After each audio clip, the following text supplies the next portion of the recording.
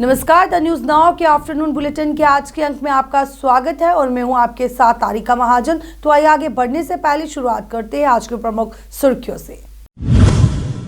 कांग्रेस कार्यकर्ताओं का अडानी मामले में प्रदर्शन, आरबीआई, एसबीआई और एलआईसी को बचाने की मांग। आंगनवाड़ी कार्यकर्ताओं द्वारा अपनी मांगों को लेकर की गई पत्रकार वार्ता, अपने मुद्दों को किया गया उजागर। प्रदेश में कई जगहों पर हल्की बारिश, बर्फबारी, मुगल रोड पर वाहनों की आवाजाही ठप। और उधमपुर में मजदूर दस्तकार यूनियन के प्रधान दर्शन कुमार की अध्यक्षता में अपनी मांगों को लेकर किया गया प्रदर्शन। अब समाचार विस्तार से। अडानी मामले में reserve bank of India, LIC और एसबीआई के रवैये के खिलाफ प्रदेश कांग्रेस ने आज शहीदी चौक जम्मू में प्रदर्शन किया और प्रदेश कांग्रेस के कार्यकारी अध्यक्ष रमन भल्ला ने कहा कि उन्होंने कहा है कि जो मोदी सरकार के इशारे पर जो है वो अडानी मामले को जो है वो आरबीआई और एलआईसी दबाने का जो वो प्रयास कर रही है। कांग्रेस इसका विरोध करेगी और सच्चाई लोगों के सामने जो है वो लाई जाएगी। इससे पहले उन्होंने कहा कि भारत जोड़ो यात्रा के बाद अब कांग्रेस जम्मू कश्मीर में हाथ जोड़ो अभियान की तैयारी में जुट चुकी है और अगली सुबह से जो है वो प्रदेश भर में इस अभियान की शुरुआत की जाएगी। इसी की मांग कर रहे हैं, क्यों ऐसा लगा? देखिए, लूट मची है देश के अंदर। ये सरकार सूट-बूट की सरकार है, ये पहले ही कहा गया था। और जिस तरीके से एलआईसी का, एसबीआई का, आम लोगों का पैसा वो अडानी के हवाले किया गया है, अब सारा खुलासा हो गया। हिंडनबर्ग की रिपोर्ट जो है उससे सारा कुछ साबित हो गया कि ये फ्रॉड था और लोगों को चूना लगाया गया है। पहले ही विजय माल्या, नीरव चोकसी, नीरव मोदी, वो लोग देश का पैसा लेकर के विदेशों में चले गए। काला धन लाने के बजाय सफेद धन जो है वो लेकर के यहाँ से चले गए। बैंकों को लूटा जा रहा है। बैंकों में पैसा आम आदमी का है, गरीब आदमी का पैसा आज बैंक में भी सेफ नहीं है, उसमें जेके बैंक भी है। सारे बैंकों को पैसा बड़े बड़े सरमाएदार जो है उनके हवाले मोदी जी कर रहे हैं, बीजेपी कर रही है और बाद में वो एनपीए हो जाता है, तो आम आदमी को चूना लग रहा है। इसलिए हमने जॉइंट पार्लियामेंट की रिपोर्ट जो है वो उसकी डिमांड सांसद से सड़कों पर पहुंची है। संघर्ष करेंगे। इसके साथ साथ आम लोगों को जमीनों से बेदखल किया जा रहा है। गरीब आदमी को ये लाठी गोली की सरकार है, आम आदमी के साथ जाती है। आंगनवाड़ी कार्यकर्ताओं द्वारा आज एक पत्रकार वार्ता का आयोजन किया गया। पत्रकार वार्ता के दौरान आंगनवाड़ी कार्यकर्ताओं ने अपने मुद्दों को उजागर किया और कहा कि उनकी जो भी मांगे है उसे जल्द से जल्द पूरा किया जाए। पैसा दे, उनके जो भी ड्यूज बाकी 18 की उनकी 6 महीने की तनख्वाह बकाया है वो क्लियर करे। उनका 70,000 के करीब पैसा बनता है ऑफिस की तरफ, उनको वो दे दे तो वो अपने आप सेंटर छोड़ के चले जाते हैं। उनको क्या परेशानी है? जब वो सेंटर छोड़ के चले गए एक बार, फिर उनको वो पैसा कौन देगा? उसका तो कोई भी जिम्मेवारी ना लेगा कि हमने वो चले गया ना। जब हम होते हैं वहाँ पे तब हमारा पैसा क्लियर नहीं होता है, तो हम जब चले गए तो फिर कौन पूछेगा हमें? मुझे इस चीज़ का जवाब एलजी साहब से भी लेना है और डिपार्टमेंट से भी लेना है। इस डिपार्टमेंट जितनी अंधेर गर्दी है वो कोई नहीं देखता कि क्या हो रहा है इनके साथ, तो क्या नहीं हो रहा। मोदी साहब कहते हैं कि मैं गरीबों की मदद कर रहा हूँ, उनको राशन दे रहा हूँ। क्या आंगनवाड़ी वर्कर से ज़्यादा गरीब उन्हें कोई दिखाई देता है? जिनको महीने में 5,000 देते थे, अब तो रिटायरमेंट के बाद उन्होंने वो भी खत्म कर दिया है। हमने बड़ी उम्मीद लगाई थी वो हम कम से कम हमारी पेंशन स्कीम हमारे लिए इम्प्लीमेंट करेंगे, लेकिन उन्होंने ऐसा नहीं किया। उनके दिल में जो दया भाव है वो बिल्कुल नहीं है, सभी तरह से वो खत्म हो चुका है। हम चाहते हैं कि हमारी तरफ ध्यान दें और हमारे लिए कुछ ना कुछ फैसला लेकर जल्दी से जल्दी उसे इम्प्लीमेंट करें। जम्मू कश्मीर में मौसम ने फिर से करवट बदली है। मौसम विज्ञान केंद्र श्रीनगर के अनुसार अगले 24 घंटों में प्रदेश के कुछ इलाकों में बारिश और बर्फबारी हो सकती है। आपको बताते चले कि 9 फरवरी को पश्चिमी विक्षोभ के चलते प्रदेश के अधिकतर इलाकों में भारी बर्फबारी और बारिश की चेतावनी जो है वो जारी की गई है। जम्मू श्रीनगर हाईवे पर रामबन जिले में पंथियाल में पहाड़ों से पत्थर गिरने के कारण जो है वो यातायात प्रभावित होने के साथ जो है वो जारी है। और मुगल रोड की बात की जाए तो मुगल रोड पर वाहनों की आवाजाही पहले से ही ठप है। आज जम्मू संभाग के कई जिलों में सुबह के समय हल्की बारिश के साथ साथ बर्फबारी भी हुई।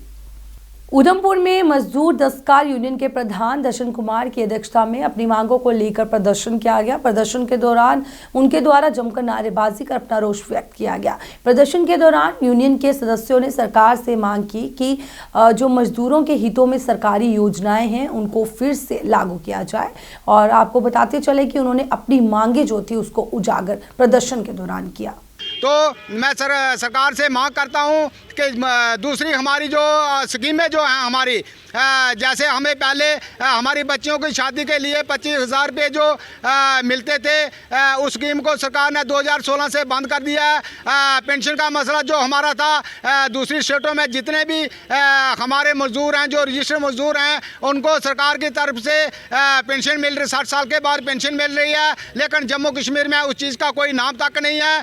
तो दूसरी ज़मीन की जो आजकल ज़मीन का चक्कर चला है, तो हमारे मजदूरों का कहना है क्योंकि जे हमारे मजदूर हैं खेती बाड़ी भी करते हैं, माल मवेशी पालते हैं और दिहाड़ी भी लगाते हैं, तो वही पटवारी है जिन्होंने इससे पैसे खा के इनको ज़मीन दी, गिरदौरों ने खाए, तहसीलदारों ने खाए और इनको नवा तोड़ वगैरह दिए।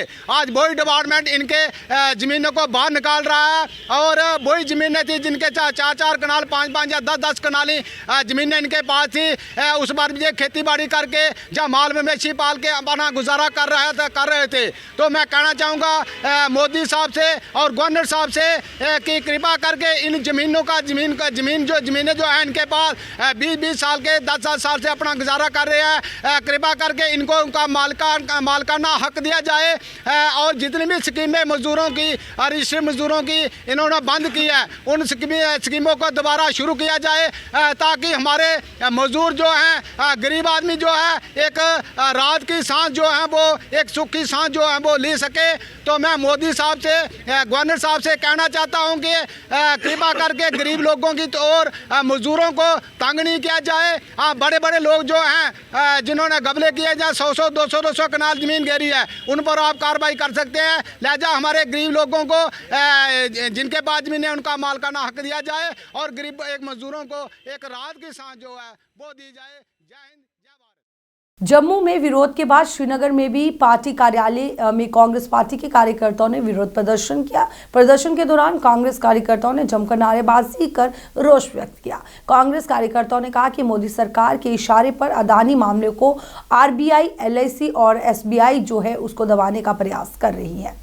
आज आपको दिखा, ये आज पूरे जम्मू में भी और कश्मीर में भी ये यही है कि जिस प्रकार भारतीय जनता पार्टी के कार्यालय को नुकसान दिख रहा है अडानी ग्रुप को लेके, उस चीज़ को लेके मुल्क भी पूछ रहा है और जम्मू कश्मीर भी पूछ रहा है कि मोदी सरकार ने जो वादे दिए, मोदी सरकार ने जो स्लोगन्स चलाए, वो स्लोगन्स हैं कहाँ। अगर आप लोगों को अडानी ग्रुप को लेके मजबूती चाहते हैं तो फिर गरीब आवाम पे बिल्डोज़र चलता ही है और ज़्यादा चलाइए।